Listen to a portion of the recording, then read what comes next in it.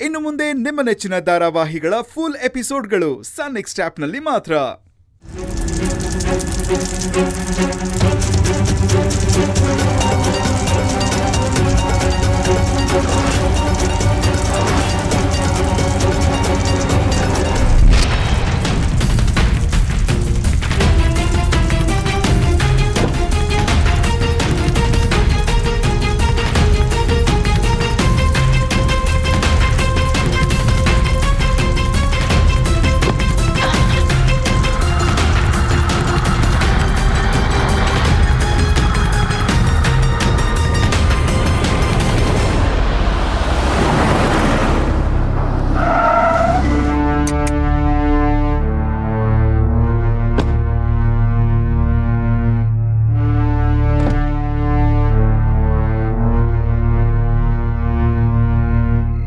ಅಯ್ಯೋ ಅಯ್ಯೋ, ನಮ್ಮ ಮಗಳಿಗೆ ಏನಾಯ್ತು?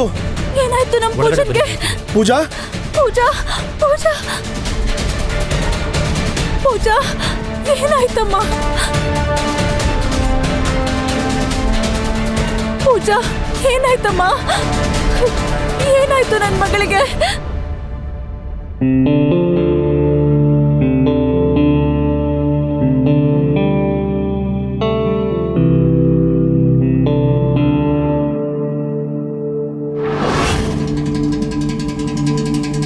ಅಮ್ಮೋರೆ, ಧರ ಅಮ್ಮೋರೆ, ಅಮ್ಮೋರೆ, ಅಮ್ಮೋರೆ.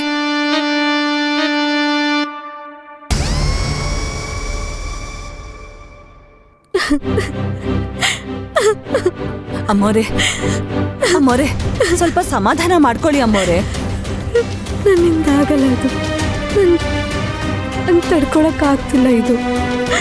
ಗಗನವ್ರು ಇನ್ನೊಂದು ಹುಡುಗಿ ಜೊತೆಗೆ ಇರೋದು ನೋಡಕ್ಕಾಗಲ್ಲ ನನಗೆ.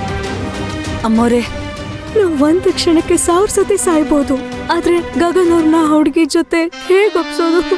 ಅಮ್ಮೋರೆ, ಕಾಡಿನ ಮುಳ್ಳಿಗೂ ಅಂಗಳ ತುಳಸಿಗೂ ಎಲ್ಲಿಂದ ಪೈಪೋಟಿ? ಮತ್ತೆ ಗಗನ್ ಯಜಮಾನ್ರು ಅವರು ನಿಮ್ ಸ್ಥಾನನ ಯಾರಿಗಾದ್ರೂ ಕೊಡ್ತಾರಾ? ನಿಮ್ ಅದೃಷ್ಟದ ಬಗ್ಗೆ ಬಿಟ್ಬಿಡಿ.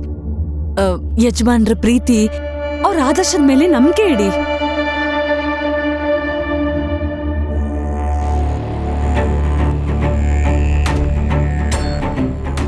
ದಾರ ಸೊಸೆ,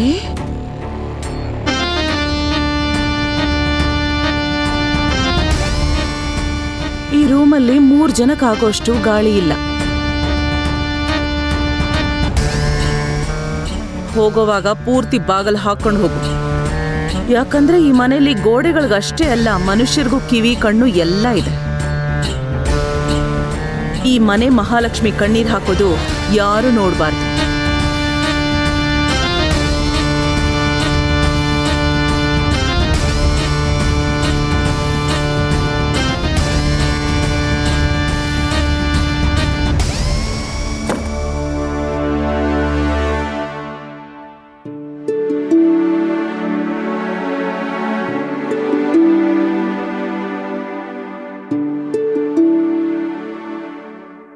ನನ್ನ ಮಗಳಿಗೆ ಏನಾಯ್ತು?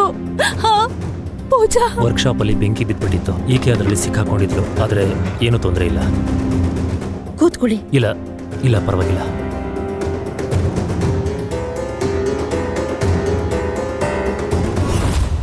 ಹಾಯ್. ಹಲೋ ಸರ್, ನಿಮ್ಗೇನು ಧಾವಣಿಗಳು? ನೀನು ಆರಾಮಾಗಿರು, ಸ್ವಲ್ಪ ರೆಸ್ಟ್ ಮಾಡು. ಮತ್ತಿವಳು ತಲೆಯಲ್ಲಿ ಒಂದು ಸ್ವಲ್ಪ ರಕ್ತ ಬಂದಿತ್ತು, ಆದರೆ ಇವಾಗ ತೊಂದರೆ ಇಲ್ಲ. ಸರಿ, ನಾನು ಹೊರಡ್ತೀನಿ. ಸರ್, 1 ನಿಮಿಷ ಇರಿ.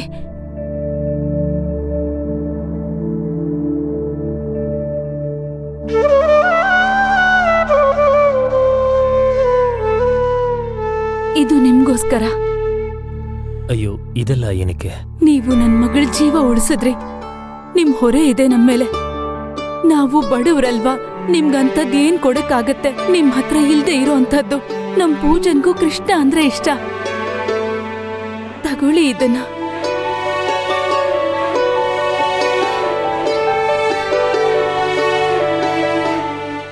ಸರಿ, ನಾನೀಗ ಹೊರಡ್ತೀನಿ. ನನಗ್ ಗೊತ್ತು, ಒಬ್ಬ ಒಬ್ಬ ಮುತ್ತೈದೆಗಿರುವಂಥ ದೊಡ್ಡ ನೋವು ತನ್ನ ಜೀವನ್ ಕಳ್ಕೊಳ್ಳೋದಲ್ಲ, ತಾನು ಜೀವಂತವಾಗಿರೋವಾಗ್ಲೇ ತನ್ನ ಸೌಭಾಗ್ಯ ಕಳ್ಕೊಳ್ಳೋದು.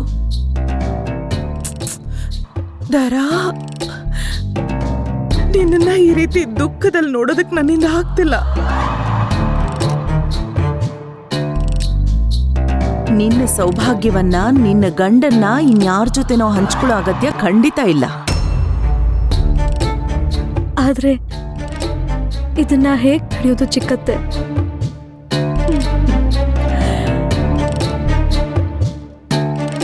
ನಾವು ಕಾಡಲ್ಲಿಲ್ಲಮ್ಮ ಧರ, ಇಲ್ಲಿ ಜನ ಇದ್ದಾರೆ, ಕಾನೂನಿದೆ. ಮತ್ ನೀನು ಗಗನಕುಮಾರನ ಪ್ರೀತಿಯ ಪತ್ನಿ ಅಲ್ವಾ? ಅಯ್ಯೋ, ನಿನ್ಗೆ ಎಷ್ಟು ಅಧಿಕಾರ ಇದೆ ಗೊತ್ತಾ? ಒಂದ್ ವೇಳೆ ಮೇಲಿಂದ ಭಗವಂತನೇ ಇಳಿದು ಬಂದು ನಿಮ್ಮಿಬ್ಬರನ್ನ ಬೇರೆ ಮಾಡಕ್ ನೋಡಿದ್ರು ನೀನ್ ಆ ದೇವ್ರ ಮೇಲೂ ಕೇಸ್ ಹಾಕ್ಬೋದು. ಯಾರಲ್ಲೂ ಅಷ್ಟು ಶಕ್ತಿ ಇಲ್ಲ. ಅದು ನಿನ್ನ ಒಪ್ಪಿಗೆ ಇಲ್ದೆ ನಿನ್ನಿಂದ ನಿನ್ನ ಸೌಭಾಗ್ಯವನ್ನ, ನಿನ್ನ ಗಂಡನ್ನ, ನಿನ್ನ ಕುಟುಂಬವನ್ನ ಕಿತ್ಕೊಳ್ಳೋ ಅಷ್ಟು. ನಿನ್ಗೆ ಅರ್ಥ ಆಗ್ತಿದೆ ಅಲ್ವಾ? ನಿನ್ನ ನೀನು ಒಂಟಿ ಅಂದ್ಕೋಬೇಡ. ನಿನ್ನ ಸಹಾಯಕ್ಕೆ ಇನ್ನೂ ಇಬ್ರಿದ್ದಾರೆ. ನೀನು, ನಿನ್ನ ಜಯಂತಿ ಮತ್ತೆ ನಾನು ನಿನ್ ಜೊತೆ ಶಕ್ತಿಯಾಗಿ ನಿಲ್ತೀನಿ. ಚಿಕ್ಕತ್ತೆ, ನೀವು ನನ್ನ ಜೊತೆ ಇರ್ತೀರಾ ಅಲ್ವಾ?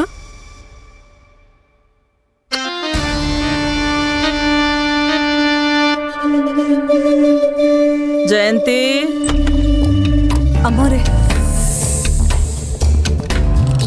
ಇನ್ಮೇಲೆ ಇವಳು ಕಣ್ಣೀರ್ ಹಾಕಲ್ಲ. ಒಂದ್ ವೇಳೆ ಹಾಕಿದ್ರೆ ಕಣ್ಣೀರ್ ಒರ್ಸಕ್ಕೆ ಯಾರಾದ್ರೂ ಜೊತೆಲಿರ್ಬೇಕಲ್ಲ. ಸಂತೋಷವಾಗಿರೋ.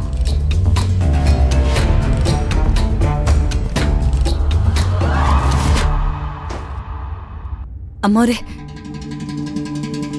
ನೀವ್ ಅವ್ರಿಗೆ ಹೇಳಿಲ್ಲ ತಾನೆ ನೀವು ಯಜಮಾನ್ರನ್ನು ಪೂಜನ್ನು ಒಟ್ಟಿಗೆ ನೋಡಿದ್ರಿ ಅಂತ? ಈ ವಿಷಯ ಮನೇಲಿ ಯಾರಿಗೂ ಗೊತ್ತಾಗ್ಬಾರ್ದು ಅಮ್ಮೋರೆ.